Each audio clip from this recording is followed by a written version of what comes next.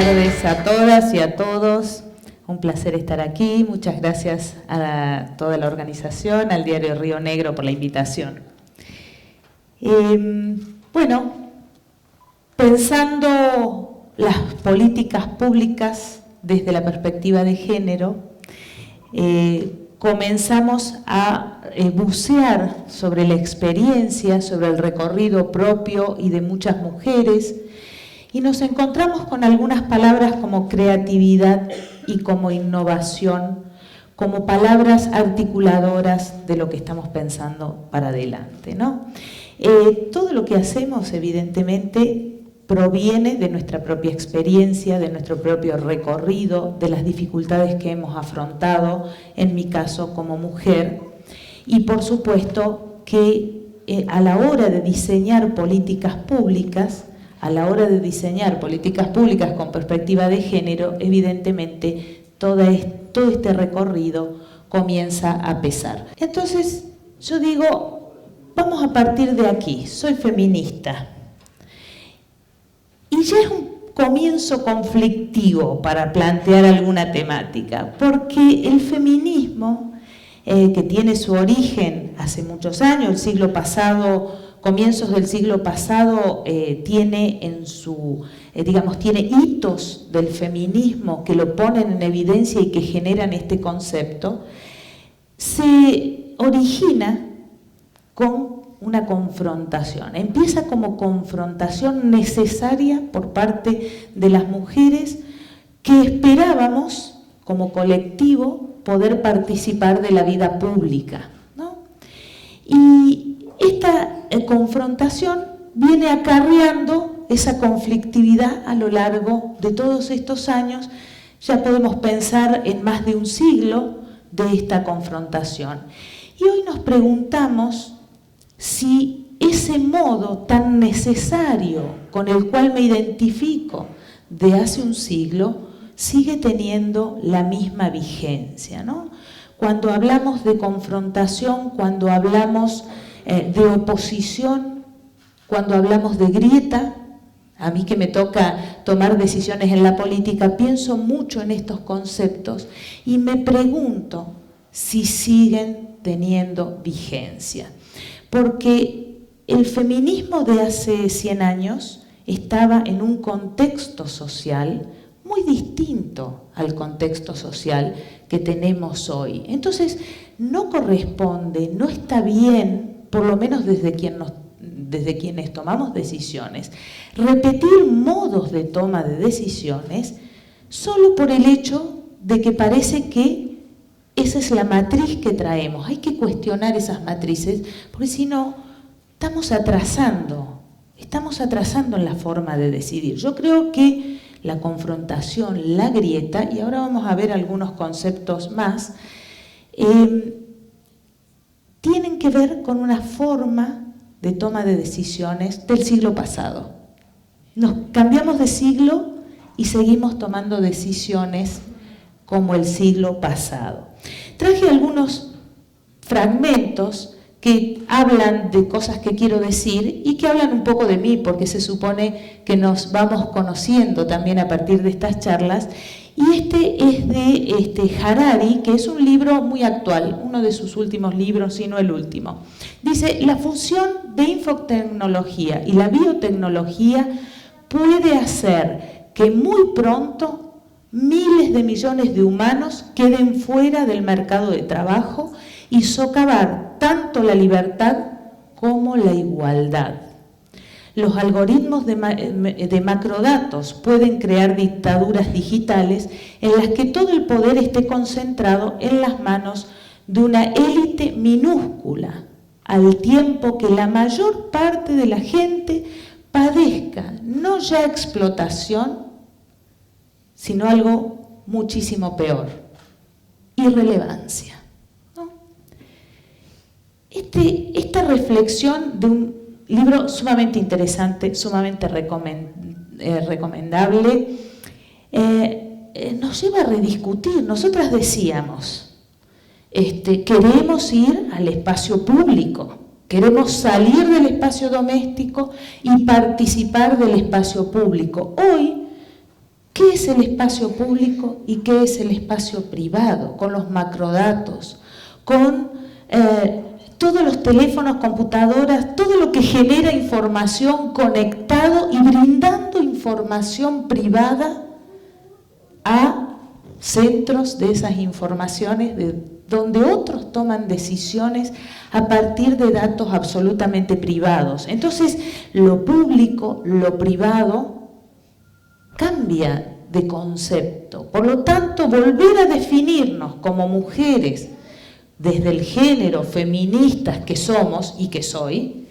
desde ese lugar no alcanza esa definición y tampoco alcanza ese modo de confrontación cuando los problemas que hoy estamos enfrentando pasan por otro lado. Entonces, por un lado decimos, el mundo cambió diametralmente en este siglo. Nosotras tenemos que rediscutir las bases sobre las cuales tomamos decisiones o nos definimos. Entonces, allí hay una oportunidad. O sea, cuando nos rediscutimos hay una oportunidad.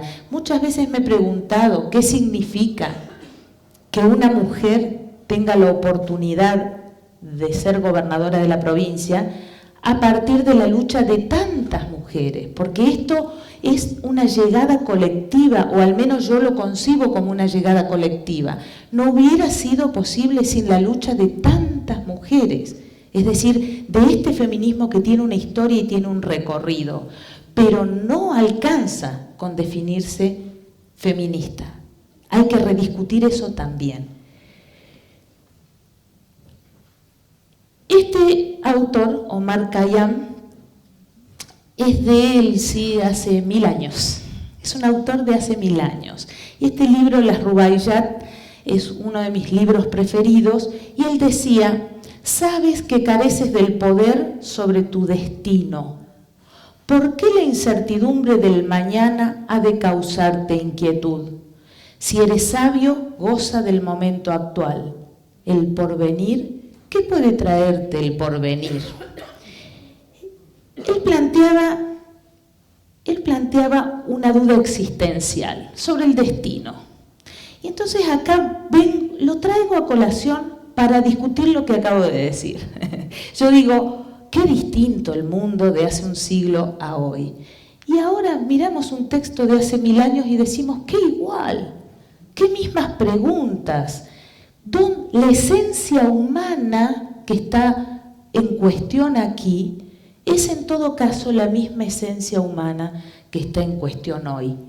Y elijo este texto, como podríamos haber elegido tantos otros, las que somos de letras tenemos así como muchos textos referenciales, y traigo este porque plantea el carpe diem, ¿no? El carpe diem, este concepto que hoy está sumamente vigente. Y es interesante ver por qué vuelve a estar vigente. El carpe diem, que es el aprovecha el día, ¿no? El toma el día, literalmente, disfruta el día. Si hoy le preguntamos a los chicos jóvenes, los adolescentes, se aferran al día, ¿no? Ante la incertidumbre fantástica que está provocándonos esta realidad de macrodatos, ¿no? Una incertidumbre, ¿qué es verdadero? Nos ponemos a buscar en internet y encontramos como verdadero esto y lo contrario, y ambas son verdades. Esa tremenda incertidumbre nos vuelve al carpe diem, un concepto que Omar Khayyam hace 1000 años planteaba, pero que ya tenía 1000 años, con Horacio, que fue el que en todo caso acuñó en Roma este concepto, ¿no? El latino, el poeta latino. Entonces, 2000 años atrás, carpe diem, 1000 años, carpe diem, hoy, carpe diem, ¿no? Y nos estamos educando, entonces pensamos, ¿cuál es la política educativa? A mí me toca pensar en esas cosas ahora que requieren nuestros jóvenes para defenderse en ese mundo de macrodatos, de biotecnología, un poco líquido, que es el mundo como lo concebimos hoy. Y Y yo pienso en la cultura del esfuerzo, esas cosas que aprendimos, la necesidad de transformar la realidad, y ellos piensan en el carpe diem, ¿no? Entonces a veces hay como un abismo entre las políticas que nosotros queremos generar y lo que a lo mejor nuestra sociedad está demandando del Estado y de esos jóvenes que son los que van a desempeñarse en el futuro. Justo ahora que estamos logrando los mayores índices de inclusión educativa con nuestros programas educativos, con presencia en todos lados, los chicos están dentro de las escuelas mayoritariamente y además se quedan. Justo ahora nos preguntamos si lo que les estamos ofreciendo dentro de las escuelas es lo que la sociedad del futuro, o sea, de mañana, de pasado mañana, de ya, va a requerir de ellos, ¿no? Así que este carpe diem tiene un sentido, es una forma de aferrarse a un disfrute ante la incertidumbre de lo que viene. Pero ¿alcanzará? ¿Alcanzará? Yo creo que no. Yo creo que no. Más allá de que sé que estoy rediscutiendo algo muy vigente, ¿no? El hoy, el conectarse con el hoy, muchas veces lo hacemos, las que hemos meditado o hacemos meditación, nos conectamos, ¿no? Pero no alcanza. Por eso, la propuesta es que desde la perspectiva de género vayamos proponiendo nuevos paradigmas en la toma de decisiones. Por eso dije innovación y creatividad. Innovación no solo, en este caso no me refiero a tecnología o innovación tecnológica, me refiero a hacer pequeñas cosas de manera diferente. Y a la hora de tomar las decisiones desde el género, desde las mujeres, esto es muy importante porque si no, corremos el riesgo de llegar a determinados lugares donde se toman las decisiones y acomodarnos en esas matrices y tomar decisiones que reproducen ciertas situaciones que hemos venido a modificar, ¿no es cierto? Acá no se trata de hacer una revolución cruenta, confrontativa, volviendo al comienzo de la charla. No es eso lo que estamos planteando. De hecho, ya no podemos adherir más a eso.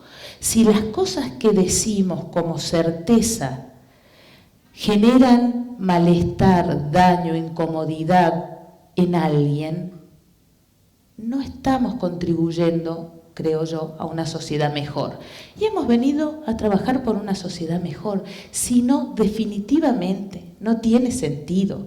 No tiene sentido ocupar lugares que tradicionalmente ocuparon los hombres y seguir reproduciendo situaciones injustas en una sociedad que pide a gritos un cambio. Y nosotras no podemos decir contra los hombres porque nuestros hijos y nuestras hijas merecen algo un poco mejor que lo que nosotras mismas hemos vivido. Entonces es con los hombres y sí políticas claras, por supuesto, contra la violencia doméstica. Es decir, esto no significa la violencia machista en los hogares, no significa mirar para otro lado de estas situaciones. Estas situaciones las tenemos que abordar con políticas públicas, pero también tenemos que proponer alternativas. No vamos a poder modificar la situación de violencia de esta sociedad persiguiendo caso por caso con policías, agentes, botones antipánico. Siempre vamos a estar tarde y siempre va a ser insuficiente, siempre. Por lo tanto, si no empezamos a revisar las matrices de la sociedad, las matrices sobre las cuales tomamos las decisiones, no vamos a llegar nunca. Por eso, vuelvo otra vez para atrás en la historia y me quedo con una frase de un monje budista que dice: toda la felicidad del mundo surge del deseo de que los demás sean felices. Me quedo con esta frase porque del carpe diem, que significa yo disfruto y yo busco mi propia felicidad, prefiero una alternativa que hable de la felicidad, que la ponga en el centro de las políticas públicas de nuestro accionar, pero que la felicidad que está en el centro sea la felicidad de los otros y no la propia. Creo que este cambio de paradigma nos puede servir para recuperar eso que decíamos, la cultura del esfuerzo. Porque si la felicidad del otro está en juego, me tengo que levantar, tengo que hacer, tengo que accionar en la sociedad para transformarla. Si es mi propia felicidad lo que solo eso lo que está en juego, a lo mejor me quedo en casa, veo la tele, pongo todo eso que tenemos al alcance de un botón rápidamente. Si la felicidad de los otros es lo que está en juego, me tengo que levantar y me tengo que poner a trabajar y me tengo que poner a transformar la sociedad.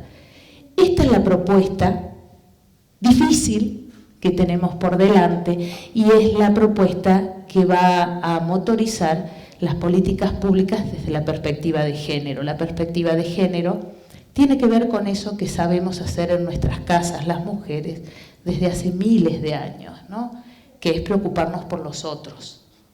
Bueno, esa preocupación que aprendimos en el mundo de lo privado, tenemos ahora oportunidad de llevarlo al mundo de lo público y lo vamos a intentar. Muchas gracias.